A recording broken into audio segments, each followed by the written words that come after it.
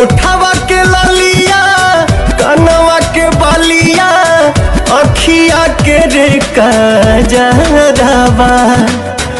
उठावा के ललिया कनवा के बलिया अखिया के रे कजरवा। लहरे लाला की ओर हमिया रनिया मजा लेता कारी रे बादरवा।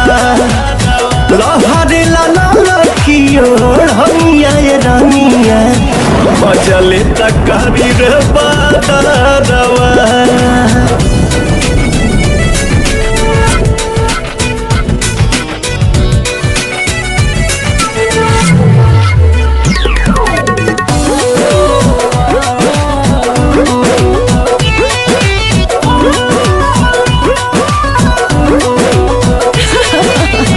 हंसलू त लागे केहू देत हो खेने बाता आ जिंदा जवानी बनौले रहस देवता देवता देवता।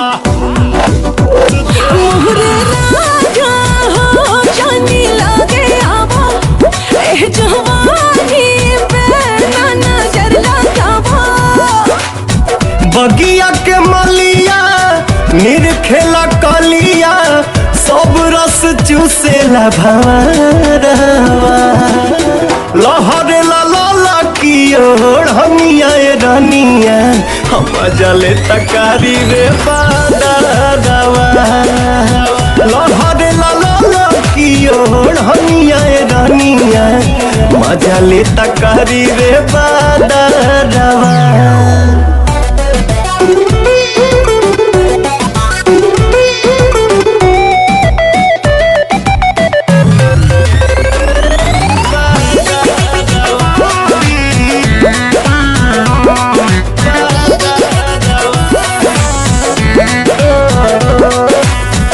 हटेला जब जब छतिया से परदा दर्द न सहे पावे कवनो भी मरदा।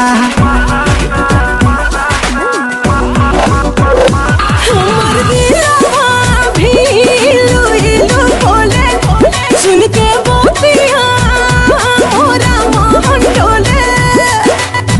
मोरनी के चलिया सेब यस गलिया गजबे के शोभेला सिंगारवा। लहरे लाला की ओर हमिया रनिया मजा ले तकारी रे बादरवा। लहरे लाला की ओर हमिया रनिया मजा ले तकारी रे बादरवा।